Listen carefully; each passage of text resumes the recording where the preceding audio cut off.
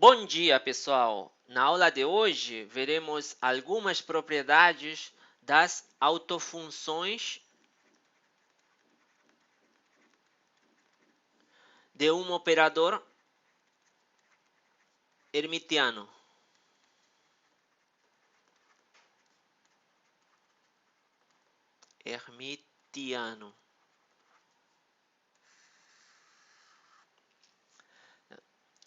Essas autofunções fisicamente significam estados determinados de observáveis. Elas significam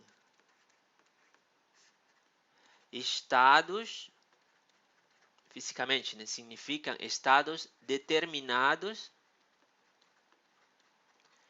de observáveis.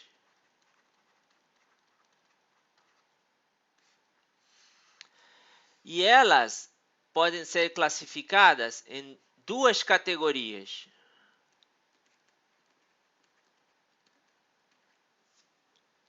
Aquelas cujos autovalores têm um espectro discreto ou aquelas cujos autovalores têm um espectro contínuo.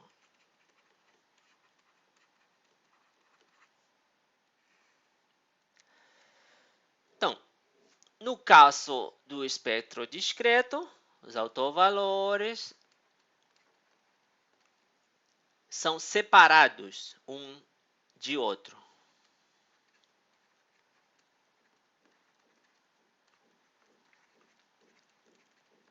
No caso contínuo, então vou botar aqui, sublinhar aqui. No caso contínuo, os autovalores eles preenchem um intervalo. Né? Digamos, aqui tem a variável, aqui é um valorzinho assim, eles estão separadinhos assim, dessa maneira, né?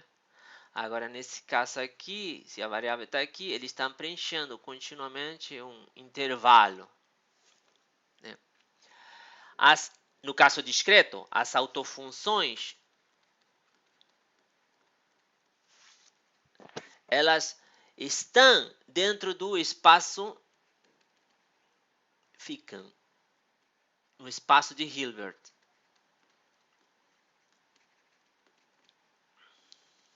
Porque elas são normalizáveis. Agora, no caso contínuo, as autofunções são não normalizáveis. Por causa disso, elas não habitam o espaço de Hilbert. No caso discreto,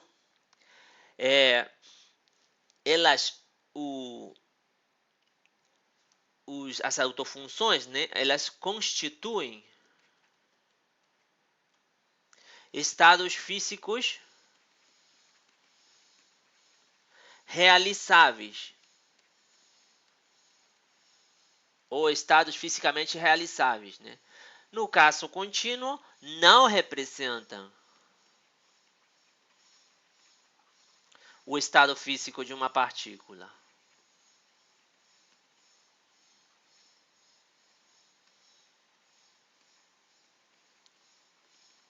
Mas aqui no caso contínuo, mesmo assim, podemos utilizar uma combinação linear dessas autofunções, uma combinação linear. Essa combinação linear, ela sim é normalizável. Podemos fazer com que ela seja normalizável. E, portanto, representar um estado físico. O estado físico de uma partícula. Como temos visto no exemplo do pacote de ondas anteriormente, né? Bom, temos visto exemplos aqui, tanto no caso discreto como contínuo, né? Por exemplo, temos visto um caso puramente discreto. Por exemplo, o oscilador harmônico. Temos visto um caso puramente contínuo, como foi o caso da partícula livre. E temos visto uma combinação dos dois.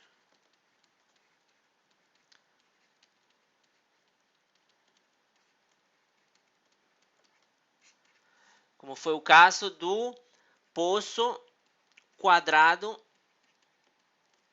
finito. Tá? Não é o infinito, não, é o finito. Tá? O caso discreto, ele é o mais simples de estudar, porque o seu respectivo produto interno, ele existe. E além disso, esse caso é muito similar ao caso de dimensão finita, o caso de matrizes. Agora a gente está vendo, estamos tratando função de onda, né? Funções de onda, eles têm dimensão infinita, tanto o caso discreto como o caso contínuo. Mas o caso das matrizes, eles têm dimensão finita. Bom, então trataremos primeiro o caso discreto por ser o mais simples. Então, espectro discreto.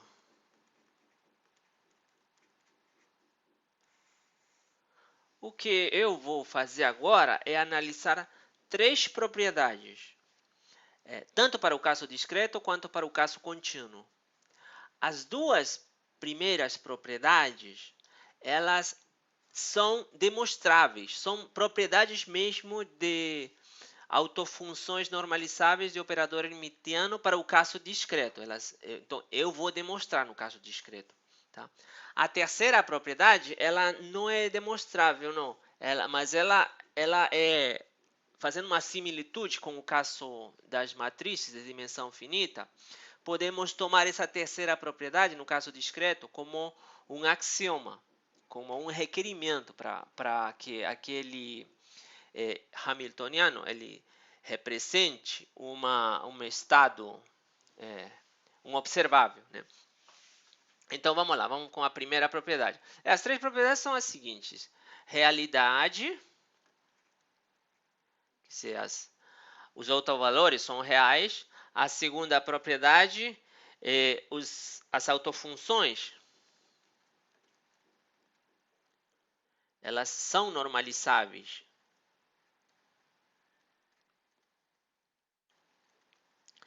E a terceira propriedade, que vai ser tomada como um axioma, né?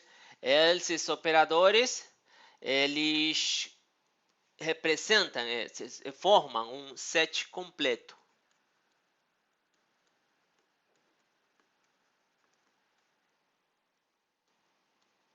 Quer dizer que qualquer função no espaço de Hilbert pode ser representada como uma combinação linear das autofunções desse espectro discreto. Tá?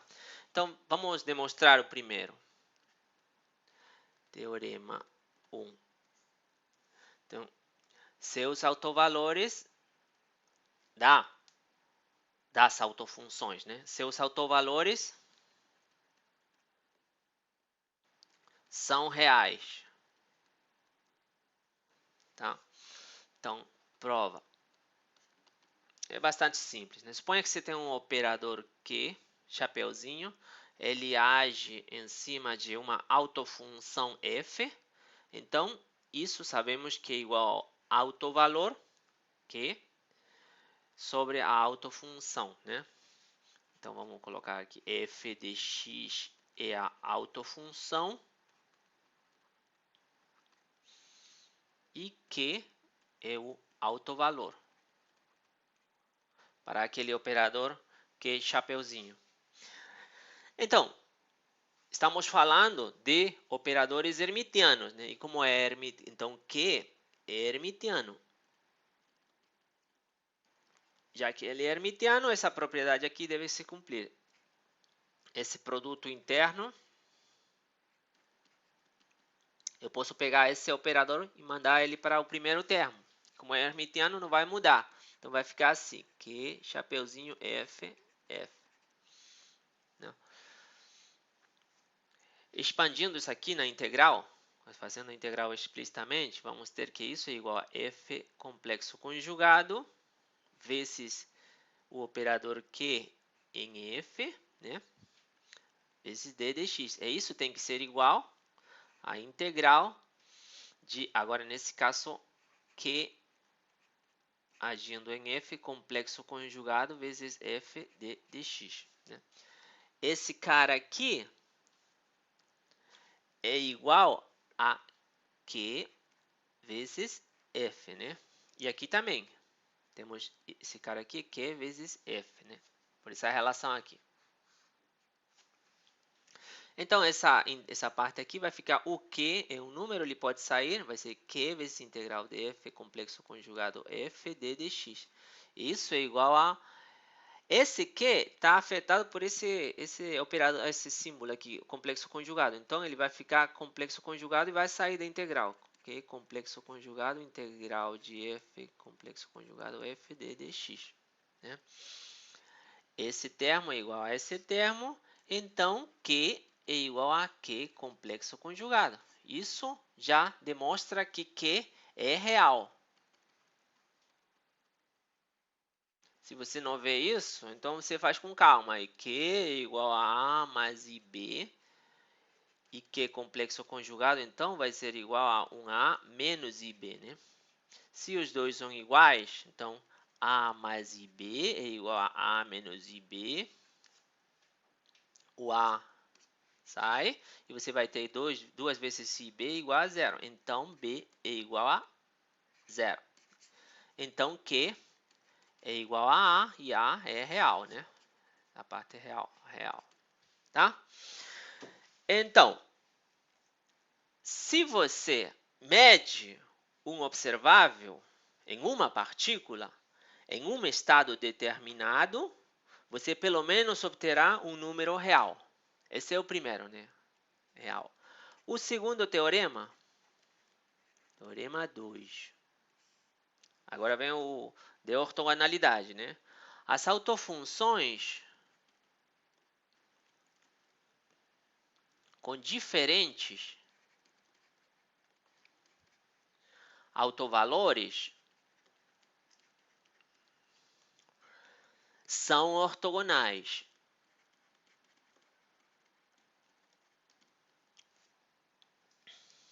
Tá, vamos ver a prova. Suponha que você tem um operador Q, que é chapeuzinho. Ele vai agir sobre as autofunções f e g.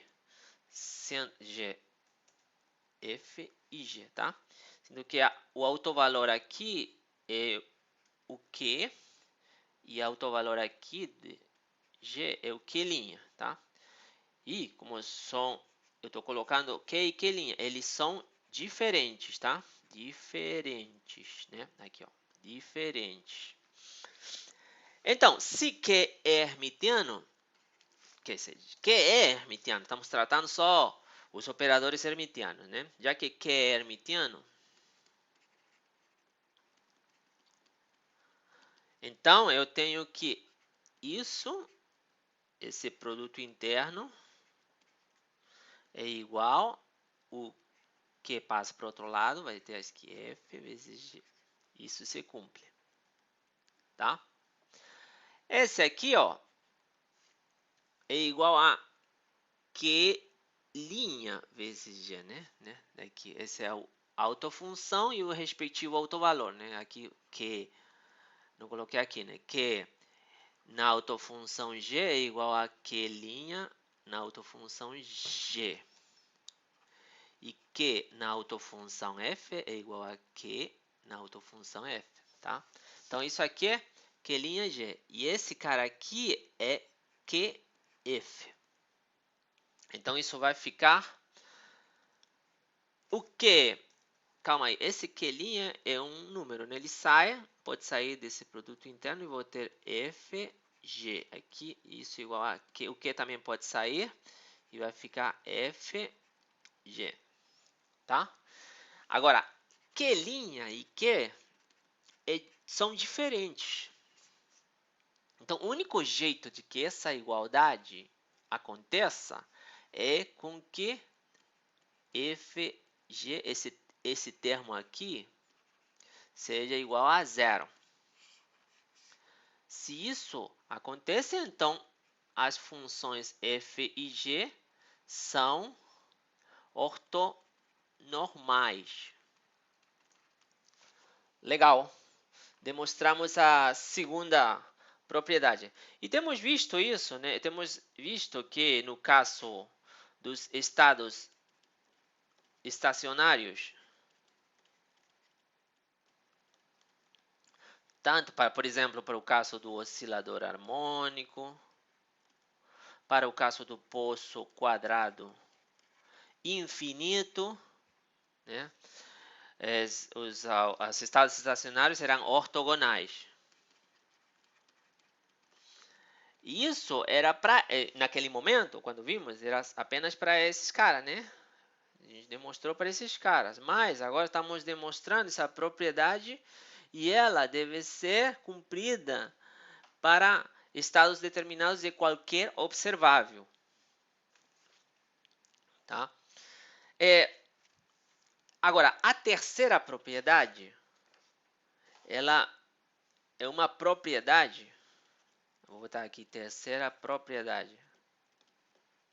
Ela não é demonstrável assim tão simplesmente como é no caso do espaço vetorial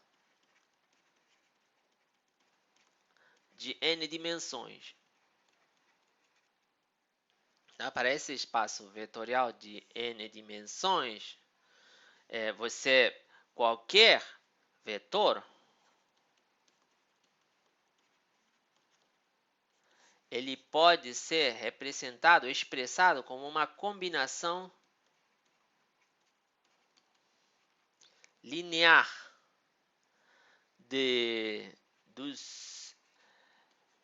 da base, né, da base ortogonal.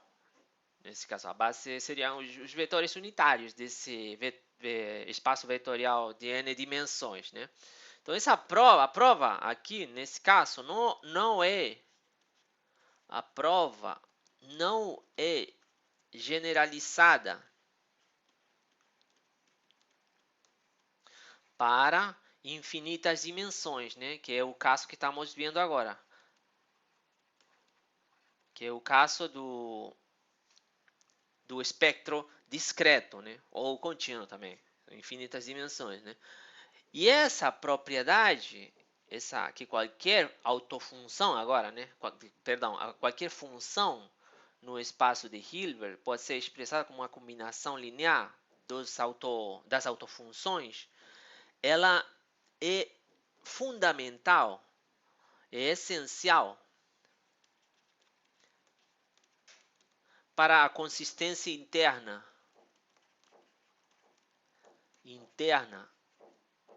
da mecânica quântica. Então, essa propriedade é fundamental para isso. Tá? Então, o que vamos fazer é tomar essa propriedade, segundo Dirac, como um axioma. Tá? Então, vamos precisar, vai ser uma restrição à classe de operadores hermitianos que representariam observáveis. Seria uma restrição, né? Esse axioma, então, seria as autofunções de um operador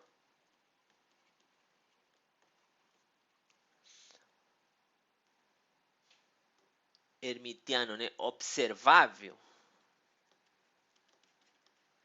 Para ele ser observável, elas devem formar um set completo. Tá? Quer dizer, qualquer função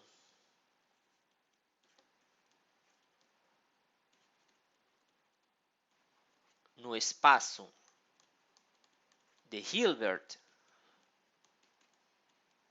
qualquer função no espaço de Hilbert, ela pode ser expressada como uma combinação linear das autofunções desse operador. Tá? Então, visto isso, vamos ver o espectro contínuo. Mas antes eu acho legal verificar, ver um caso especial do Teorema 2. Quer dizer, não é um caso especial dele. É um caso que foi excluído do Teorema 2. Em ele, analisamos as autofunções quando os autovalores eram diferentes, né? Tínhamos Q' e Q. E a partir disso, tínhamos visto que tínhamos encontrado essa relação aqui, FG, F. Não sei por que eu boto como Q o G. Tínhamos visto isso aqui, FG. Legal. Vimos que esse cara era diferente desse cara, então isso tinha que ser zero, né? Mas tínhamos partido daqui, que eles eram diferentes. Mas se a situação em que Q' é igual a Q, ela não está contemplada no Teorema 2. Isso aqui é chamado de degenerescência. Caramba. Degenerescência.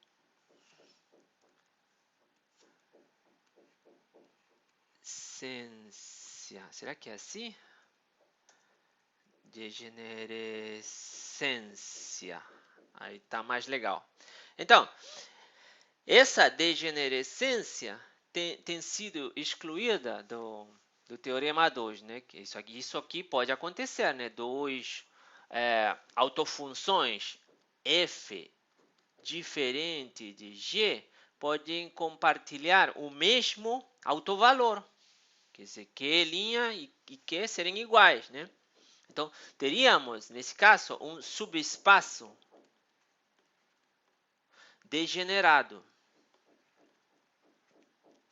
Mas, então, se Q é igual a Q', então essa igualdade já se cumpre, já. Não importando que esses caras aqui, F e G, sejam ortogonais. Pode ser qualquer, não necessariamente são ortogonais para eles serem autofunções desse subespaço degenerado. Então, podemos ter esse caso. E nesse tipo de situações, o que se faz é ortogonalizar o subespaço. Ortogonalizar ele. Ortogonalizar. Né? Digamos, aqui as autofunções, digamos que são essas aqui, E1, E2 e assim até En. Né? Então, teríamos que ortogonalizar elas. Digamos, encontramos um E1', um E2' e assim até um N'. Tá? Essa aqui seria uma base, então, ortogonal ou ortonormal, é a mesma coisa. Ortonormal. Tá? Então, para ortonormalizar esse set de estados, né, degenerados, o que podemos fazer é utilizar o procedimento de Gram-Schmidt.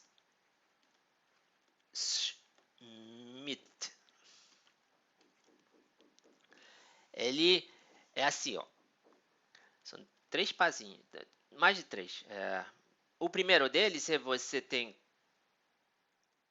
esse primeiro carinha aqui, ele vai ser esse mesmo, só que normalizado. É 1, só que dividido pela sua norma, né?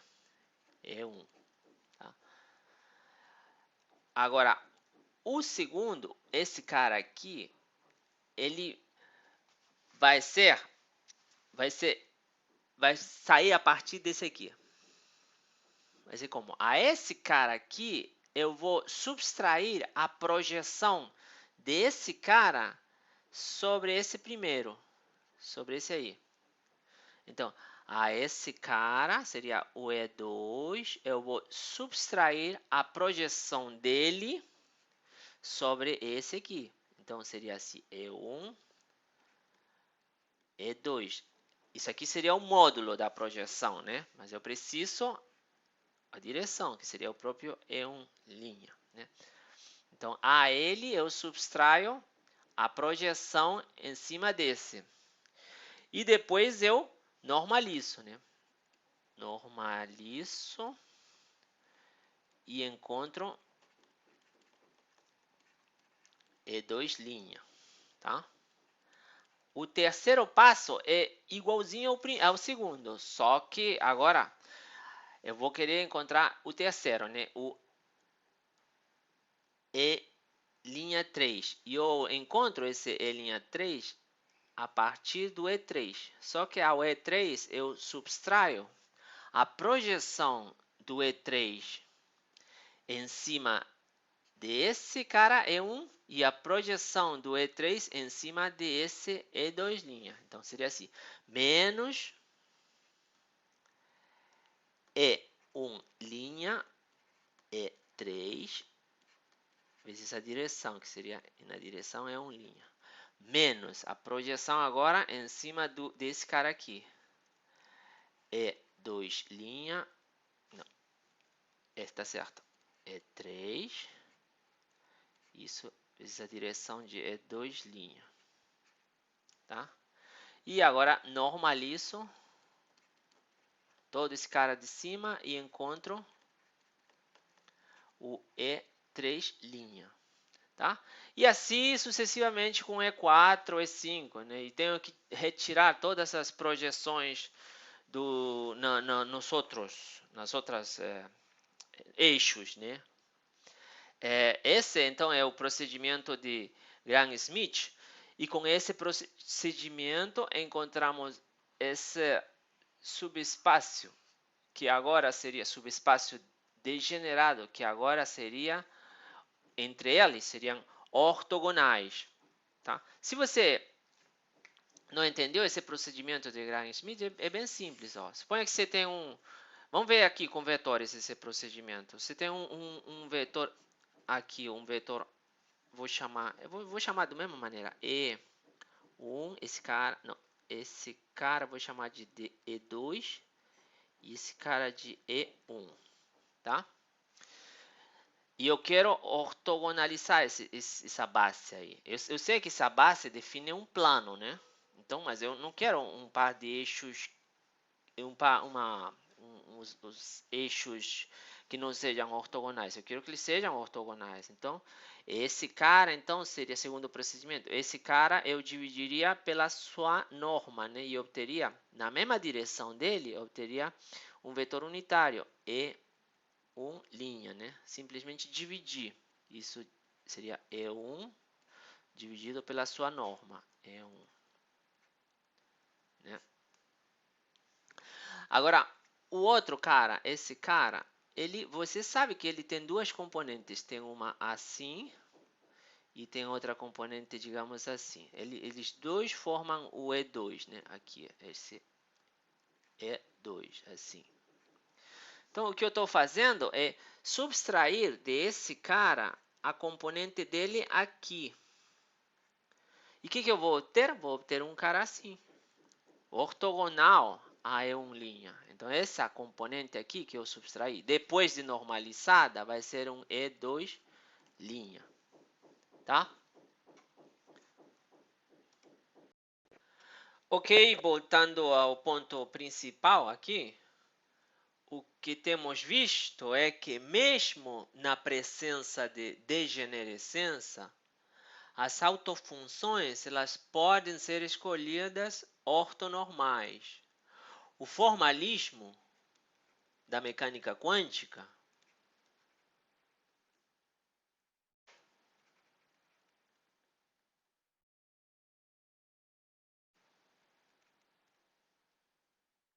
ele assume a ortonormalidade das funções de base.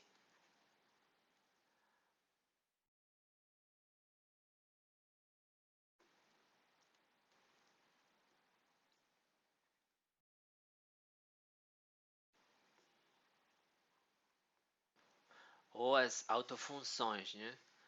Então, essa aí é uma condição necessária para a mecânica quântica. Ok, vamos fechar isso e vamos passar agora a analisar o espectro contínuo.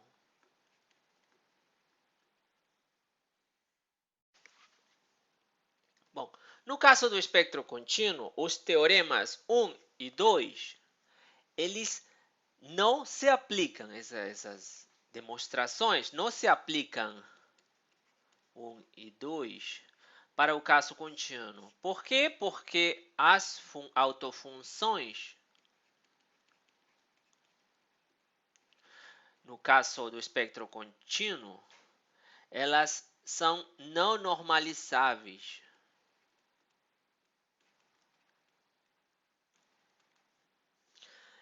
Isso porque o seu produto interno não existe.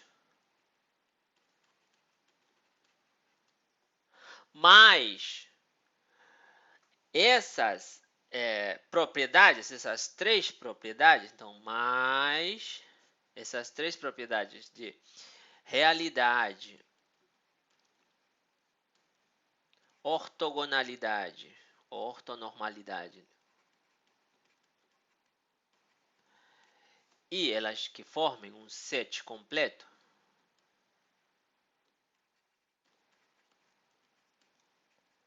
elas de alguma maneira elas se cumprem, tá? Embora esses teoremas não demonstrem isso para esse caso, né?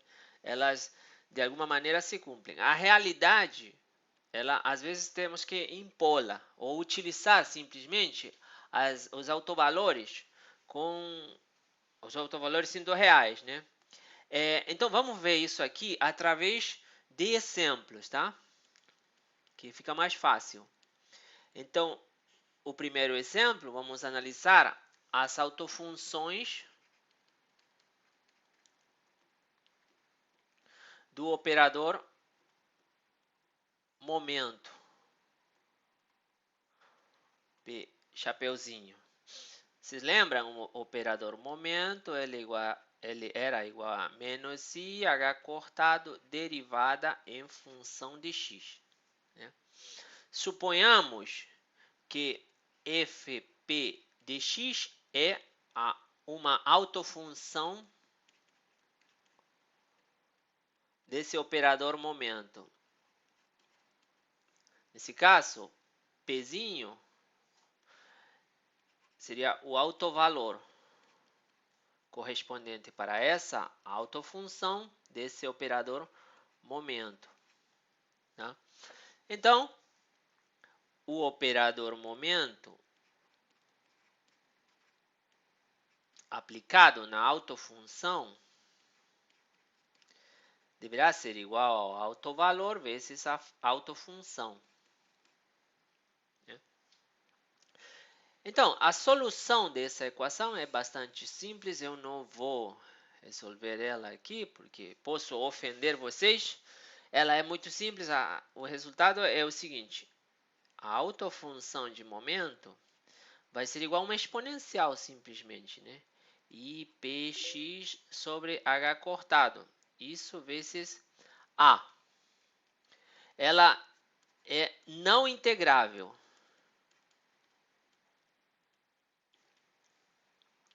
E como ela é não integrável, essa autofunção não vive no espaço de Hilbert.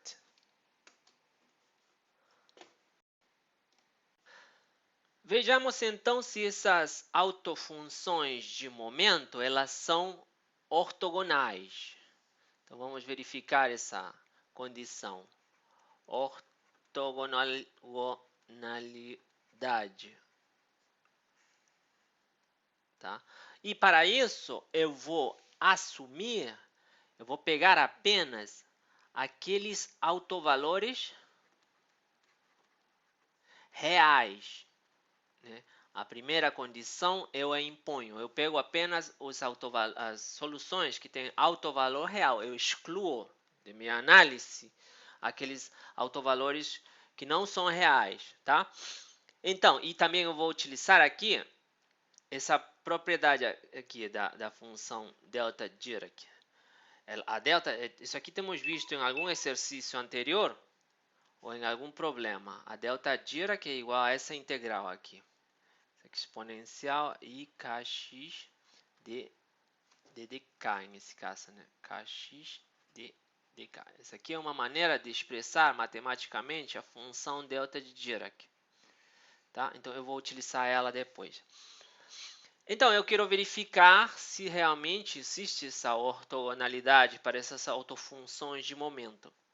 Então, eu vou ver o que me dá a integral de menos infinito até infinito. Eu vou trabalhar, então, vou trabalhar em cima da autofunção fp' de x e fp de x. Tá? Eu vou verificar se elas são ortogonais. Então, essa integral de fp' de x, complexo conjugado, fp de x, d de x, isso vai ser igual a, temos aqui a autofunção, né? Seria igual a ao quadrado vezes a integral de menos infinito até infinito de esse cara vai ser igual, então, a uma exponencial a IPx sobre h cortado, e esse outro cara, só que esse aqui é P', né? P' e complexo conjugado menos, vezes o outro IPx sobre h cortado, isso d dx. Isso vai ser igual a ao quadrado vezes a integral de menos infinito até infinito de e a IP menos P' x sobre h cortado. Né? Observe esse cara aqui. Se eu chamar esse cara aqui de k, essa integral toda fica bem similar a essa daqui. Né? Então, toda essa integral vai ser igual a 2 vezes π vezes delta de Dirac do que está dentro aí. P menos P' sobre h cortado. Tá? E tem outra propriedade também da delta de Dirac. A delta de Dirac de uma constante vezes x, isso é igual a 1 sobre o valor absoluto da constante vezes a delta de Dirac de x. Então, aqui a minha constante seria igual a 1 sobre h cortado. Então, se eu aplico essa propriedade aqui, vou ter 2 vezes π vezes h cortado em cima, tá? Porque eu vou dividir por isso. Então, o h cortado vai para cima. Delta de Dirac de P menos P'.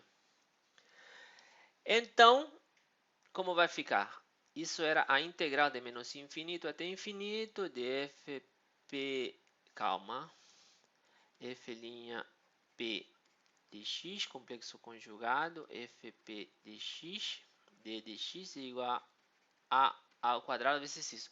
E eu vou fazer o seguinte, vou tomar esse a como 1 sobre raiz quadrada de 2πh cortado. Para quê? Para que ao elevar ao quadrado se elimine com esse termo aqui. Então, tudo isso vai dar igual apenas a delta Dirac de P menos P'. Então, legal, cheguei aqui a essa condição. A integral de menos infinito até infinito de fp' de x, complexo conjugado, fp de x, d de x, isso pode ser expressado assim também, fp', fp. Né? Isso é igual a essa delta Dirac de P menos P'. Quer dizer, antes, se fosse no caso discreto, teríamos uma delta de Kronecker, né? Então, a delta de Kronecker se converteu em uma delta de Dirac. delta de Dirac. E essa, se você vê aí, essa é uma condição de ortogonalidade, né? Essa é a ortogonalidade ou ortonormalidade de Dirac. De Dirac. Antes, no caso do delta Kronecker, tínhamos como subíndices números aqui inteiros, né? Eram discretos os índices. Agora, os índices são contínuos, né? E essas autofunções, vamos ver agora aqui, elas formam um set completo. Vamos verificar essa condição aqui. Forma um set completo. Então, como seria? Se forma um set completo, qualquer função no espaço de Hilbert pode ser representada, né, definida como uma combinação linear, que agora, nesse caso, não é mais somatório, é uma integral, né, porque estamos no caso contínuo, de um peso vezes uma autofunção fp de x de dp. Então, aqui, nesse caso, você substitui, né, sua autofunção de momento, menos infinito até infinito, daquele peso, que agora é uma função, né? 1 sobre a raiz quadrada, 2π h cortado, a exponencial IPx sobre h cortado, tudo de dp. E como você encontra? Faltaria encontrar esses caras, né? Você encontra esses caras através de Fourier, né? O truque de Fourier, como chama o livro do Griffiths. Então, nessa situação, você faria o produto interno da autofunção, da qual você quer achar o peso, né? Esse peso é o que você vai querer achar para essa autofunção. Isso, o produto interno vezes a função qualquer, f de x, né? Qualquer, esse cara aqui. Né? Então, isso vai ser igual a integral de menos infinito até infinito da autofunção complexo conjugado vezes a função qualquer d de x. Só que essa função qualquer eu posso expressá-la assim, dessa maneira. Isso vai ficar integral de menos infinito até infinito de fp' de x complexo conjugado vezes a integral de menos infinito até infinito do peso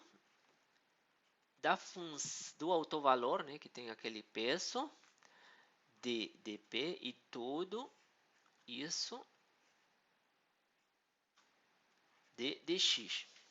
Agora, o que eu vou fazer é introduzir o d dx para dentro, tirar o d dp para fora, né? Então, as integrais também mudariam de posição. Isso vai ficar, então, igual a integral de menos infinito até infinito. Agora, esse cara aqui vai ser o ddp. ddp, tudo isso aqui. Tá? Vou tirar o peso para fora. Tá? E vou colocar aqui dentro a integral em x de que? De f p' de x, complexo conjugado, f p de x, tudo de dx. Tá?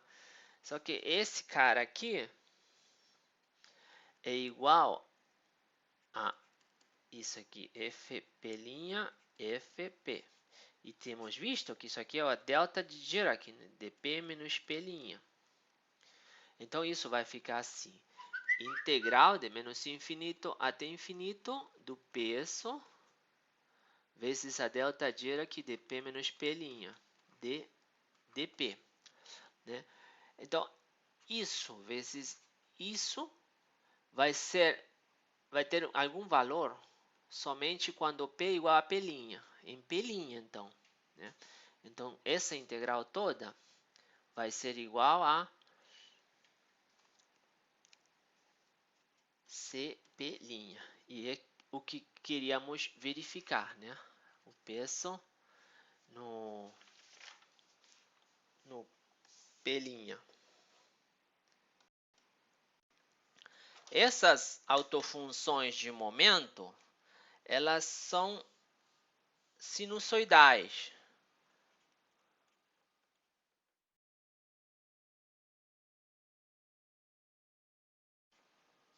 São sinusoidais.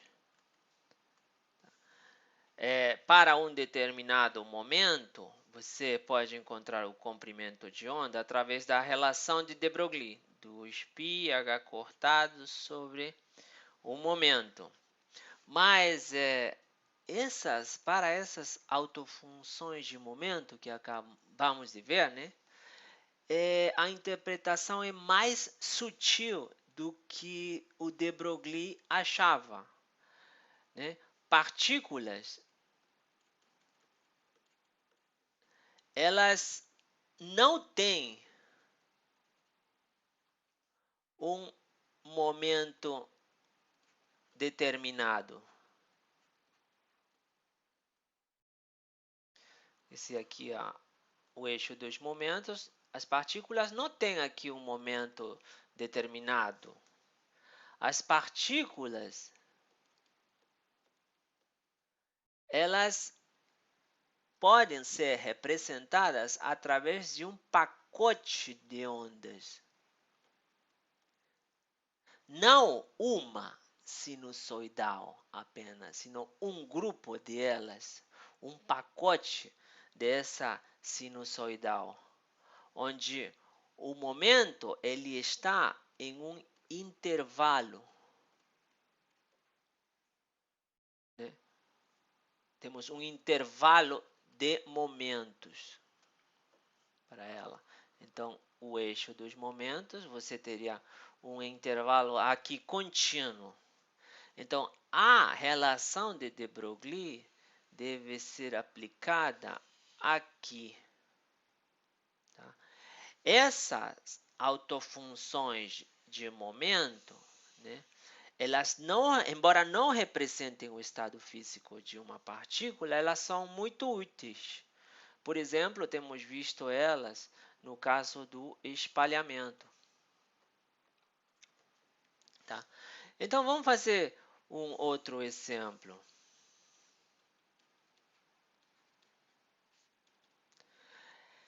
Vamos tratar agora as autofunções, os autovalores do operador posição. X chapéu, né? Ele vai fazer o quê? Vai fazer a função multiplicar por x, né? Seja a autofunção assim, gy dx, ela seria a autofunção do operador posição x. O y seria o autovalor do operador posição. Então, como seria a relação? A autofunção, ela multiplica, o operador multiplica a autofunção. Isso tem que ser igual ao autovalor vezes a autofunção, né? Só que essa aqui é uma variável contínua, é o x. E essa aqui é um autovalor, é uma variável discreta, né? Como é que eu vou fazer que uma função multiplicada por qualquer variável seja igual à mesma função multiplicada por uma variável, por um valor fixo? Como é que eu faço isso? Isso aqui não é nem variável, né? Esse aqui é um valor fixo, né? Então, como seria? Ela deve ser zero, g i de x deve ser igual a zero quando x é diferente de y, né? E ela, gy de x, deve ser diferente de zero quando x é igual a y, Que função cumpre isso? A função delta de Dirac, né? Di de x vai ser igual a uma delta de Dirac x menos y. Isso multiplicado por qualquer valor. Aqui eu vou tomar a igual a 1. Então, eu terei que a autofunção da posição vai ser igual a delta de Dirac x menos y. Tá? Os autovalores são reais. A autofunção é não integrável, né? O quadrado não é integrável. Mas ela admite ortogonalidade. Vamos verificar isso. Então, eu tenho que verificar se menos essa integral de menos infinito até infinito de uma autofunção. Vou trabalhar com essa daqui, gy linha de x e uma gy de x. Vou verificar se elas são realmente ortogonais. Então, g linha y de x e linha aqui é o linha. Gy linha de x, complexo conjugado gy de x, d de x. Isso é igual a integral de menos infinito até infinito. Agora substituo os delta de Dirac, né? Aqui seria delta de Dirac de x menos y linha e delta de Dirac de x menos y. Aqui é nada, né? Tá? Complexo conjugado, essa função delta é a mesma. Isso d de x. E isso vai dar uma outra delta de Dirac, só que agora em y menos y'. Então, eu teria que essa expressão aqui, esse produto interno, vai ser igual a delta de Dirac. Né? E com isso demonstramos, né, como elas são diferentes, elas só é igual a zero quando y é igual a y', não, é igual a 1. Quando y é igual a y' e é igual a zero em outras situações. Não é igual, nem igual a 1, nem igual, é infinito. Então aqui fica demonstrado que elas são ortogonais. Ortogonais. Tá? E a completeza? Elas formam um set completo. Verifiquemos isso então. Então, se isso é verdade, qualquer função f de x do espaço de Hilbert deve ser igual a uma combinação linear delas. O peso, né, vezes a autofunção correspondente, que tem aquele peso de dy. Menos infinito até infinito. Novamente aqui o peso. Esse aqui é uma delta de Dirac, né, de i de x menos y. Né? Então aqui temos delta de Dirac de x menos y d de y. Então isso aqui é diferente de zero quando x é igual a y. Então esse cara só vai sobreviver para y igual a x. Então isso vai dar igual a c de x. Então, para qualquer cy, esse peso vai ser igual à própria função. Tá? Então, o que temos visto até agora no caso do espectro contínuo?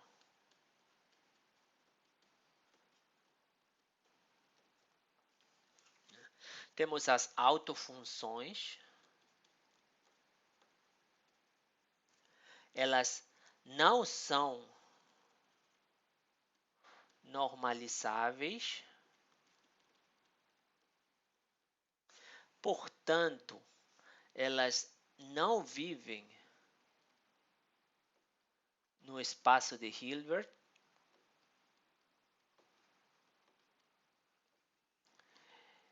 E elas, então, não representam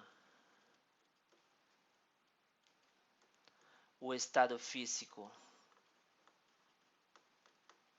de uma partícula, um sistema.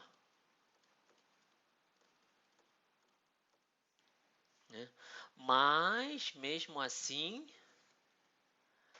quando consideramos os autovalores reais, podemos ver que elas têm a propriedade de serem ortonormais. A ortonormalidade de Dirac. E que elas formam, ou podem formar, um set completo, com o qual podemos criar qualquer função no espaço de Hilbert. Agora o seu dever de casa. Vou mudar de cor aqui. Suponha duas funções f de x e g de x, que são autofunções do operador Q, chapéu. Com o mesmo autovalor, elas têm, quer dizer, se tem funções fx e g de x que têm o mesmo autovalor, mostre que uma combinação linear de f de x e g de x também é autofunção com o mesmo autovalor. Tá?